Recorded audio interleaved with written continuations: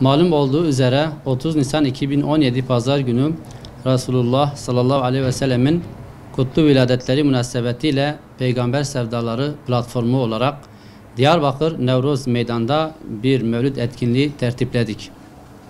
Bu yılki kutlu doğum teması hak ve adalet rehberi Hz. Muhammed sallallahu aleyhi ve sellem idi.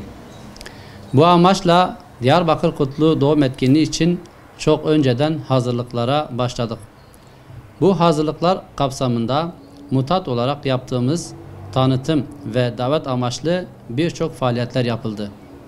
Bu tanıtımla birlikte Diyarbakır ve ilçelerinde 150 bin adet Hira'dan Yükselen Nur adlı kitabı dağıttık. Yüce Rabbimizin yardımıyla bu çalışmalarımız sonuç verdi ve etkinliğin yapıldığı meydana yüz binlerce peygamber aşığı akın etti. Toplanan maşeri kalabalık her bir ağızdan getirilen salavatlara eşlik ederek Hz. Muhammed sallallahu aleyhi ve selleme can-ı gönülden bağlılıklarını göstermiş oldu. Böylelikle tüm dünya bir kez daha Diyarbakır'ın Diyar-ı Muhammed sallallahu aleyhi ve sellem ve Diyar-ı İslam olduğuna şahitlik etti. Bu güzel sonuçtan dolayı Yüce Rabbimize hamd ediyoruz. Platform olarak biz bu etkinliklerle Peygamber Efendimizin sadece nurlu doğum gününü kutlamıyoruz. Bu etkinlikleri yapmamızdaki amaç ve gaye alemlere rahmet olarak gönderilen iki dünya serveri Hz. Muhammed sallallahu aleyhi ve sellemin rehberliğinin daha fazla tanınıp bilinmesi ve sünnet-i seniyesine sımsıkı sarılıp yaşanmasının sağlanmasıdır. Zira tüm dünya Yüce Rabbimizin ona bildirdiği hak ve hakikatlerle ancak kurtuluşa erebilir. Adaletin tesisi ve mazlumların kurtuluşu ancak onun izinden gitmekle mümkündür. Ayet-i Kerime'nin de belirttiği üzere size kendi içinizden öyle bir peygamber gelmiştir ki sizin sıkıntıya düşmeniz ona çok ağır gelir.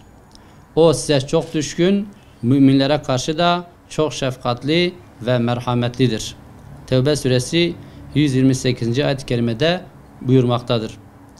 Anlaşılan şudur ki Peygamber Efendimiz sallallahu aleyhi ve sellem ümmetinin her bir ferdine çok düşkün, şefkatli ve merhametliydi.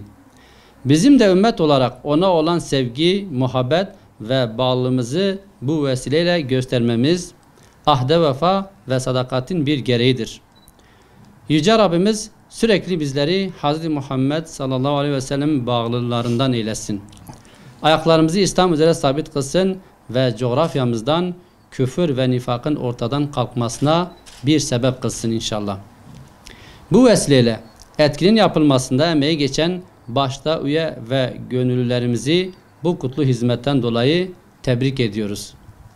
Ayrıca etkinin tanıtılması ve reklamını veren basın kuruluşlarına, halkın oraya gelmesi için araçları seferber eden belediye, özel halk otobüs ve şehir içi dolmuş kooperatiflerine, sağlık problemlerine karşın oraya sağlık personeli istihdam eden özel hastane çalışanlarına, etkinliğe katılamayan milyonlarca peygamber sevdalısına canlı yayın yapıp etkinin televizyonlar aracılığıyla seyredilmesini sağlayan TV kuruluşlarına, etkinin öncesinden başlayarak etkinliğimizin duyurusunu sosyal medya üzerinden yayılmasını sağlayan sosyal medya grup ve platformlarına, etkinliğimizi büyük bir özveriyle takip eden, haberleştiren basın mensuplarına, yine etkinliğimizin duyurusunu yapıp çeşitli kampanyalarla tanıtımda bulunan esnafa ve etkinliğe gerek çevre, gerek uzak illerden, hakeza Diyarbakır ve ilçelerinden katılan halkımıza, etkinliğimize katılan siyasi parti,